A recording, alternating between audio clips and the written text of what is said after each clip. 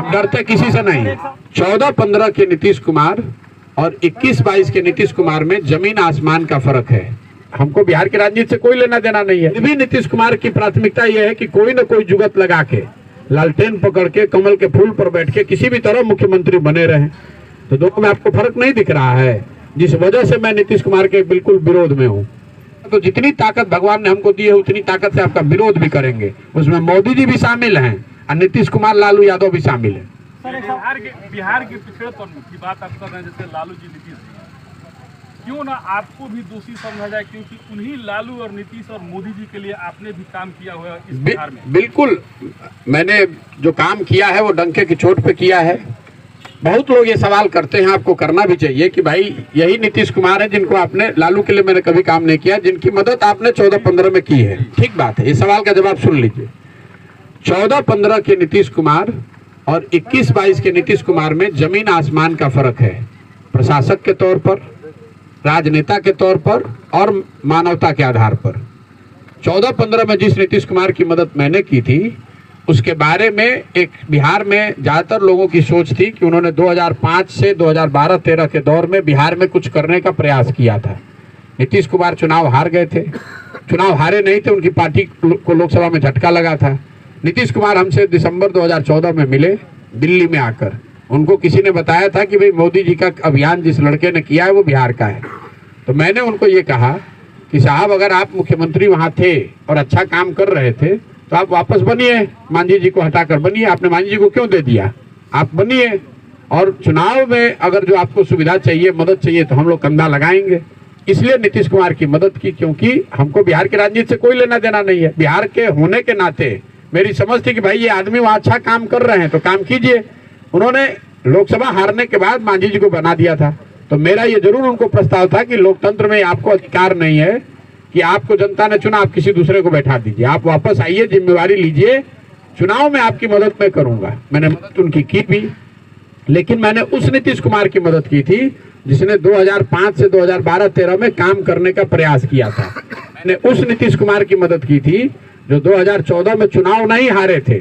उनकी पार्टी की सीट कम हुई थी लोकसभा में, लेकिन फिर भी उन्होंने पद से इस्तीफा देकर मांझी जी को बनाया था। आज नीतीश कुमार चुनाव हार गए हैं 2020 में।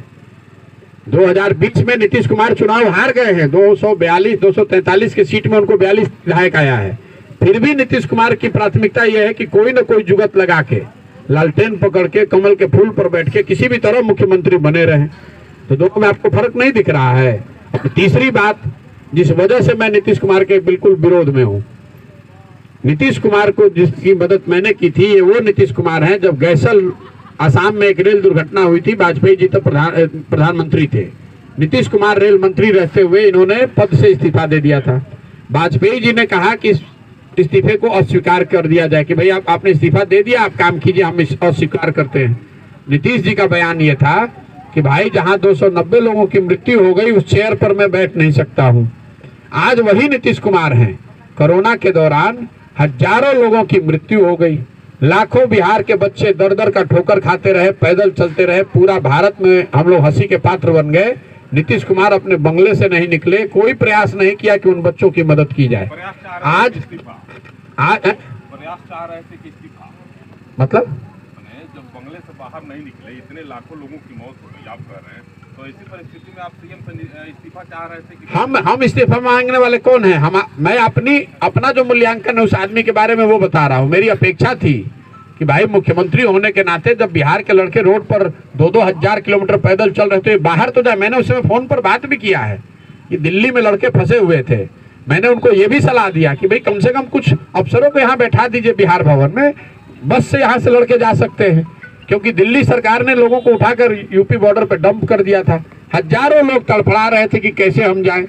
और अगर बिहार सरकार ने 20 अफसरों को भी बैठा दिया होता दिल्ली में, 100 बसों की व्यवस्था कर दी होती, तो सारी स्थिति सुधर सकती थी। उन्होंने कोई उसका रिस्पॉन्स नहीं किया, तो उनका क्यों नहीं विरोध करेंगे। मैं और दूसरी बात, आपने जो कहा कि पहले किसकी मदद की, मैंने आपको पहले अपनी बात में कहा कि लोकतंत्र आपको ये बताता है कि आप जिस पर भी भरोसा करके मदद कर रहे कीजिए, लेकिन वो भरोसा 5 साल के लिए है। हम उनके बंधुआ मजदूर नहीं हैं।